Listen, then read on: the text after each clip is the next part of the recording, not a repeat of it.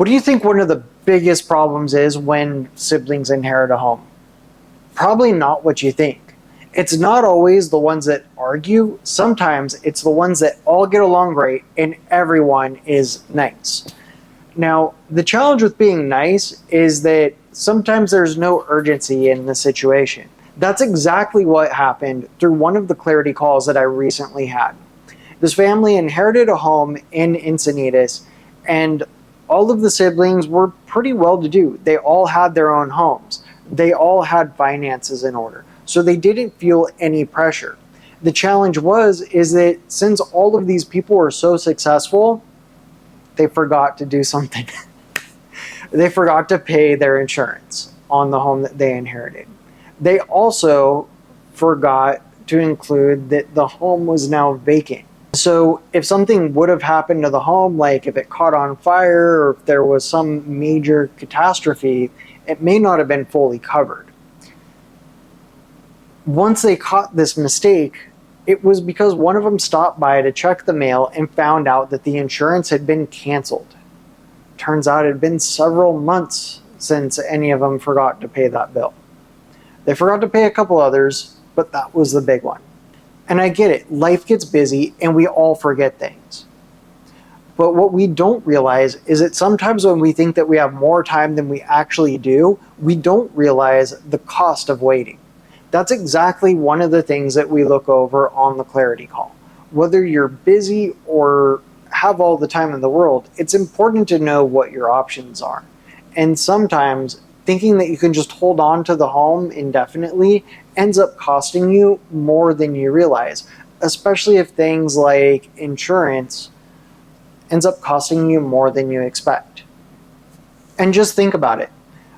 In this situation, everyone's getting along, no one wanted to push because no one's ready to deal with the situation. And that home in Encinitas, it wasn't just that. They already started clearing it out, so they had storage that they were paying for. They had the insurance, they had the utility bills, they had to have someone go by and check on it. They all thought that they were checking on it, but turns out it had been weeks since any of them had had time to drive by.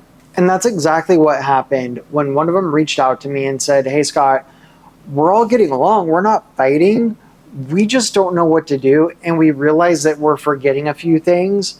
So no matter how successful we are, we don't want to screw this up. We don't want to assume that we know how things work or what our options actually look like. Could you walk us through it?" And that's exactly what I do on the clarity call. We walk through all of the options for anyone that wants it.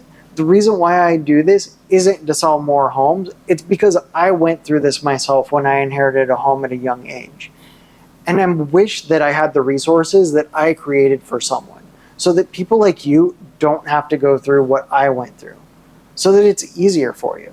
After we walked through everything over Zoom and they saw how much it was costing them to hold on to the home, they decided that the best move was actually to get it professionally managed. They decided the best move was actually to clean up the home, get it ready to sell. And it wasn't because it couldn't rent out well. It wasn't because it rented for too little.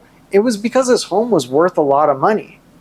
And that amount of money could do a lot of things for people and work harder than the return that it could receive just by being a rental. So for example, that home was worth about $3 million, and the most it could rent out for was about $75,000. That's just over a 2% return. And that's not even accounting for things like your insurance payment, which you still have to do, your property management fee, your property taxes, or your capital expenditures, like what if something happens? What if the roof goes bad and that needs to be replaced? You want to save money for that every month. So when you factor in all of those things, and then you ask, what could this money make for me in the stock market? Since it's a large amount of money, could I have options that other people don't have up until they receive that much money to invest? And the fact of the matter is, they found a few things that required zero management that they were able to get into with that sum of money that allowed them to take 4 to 5% returns.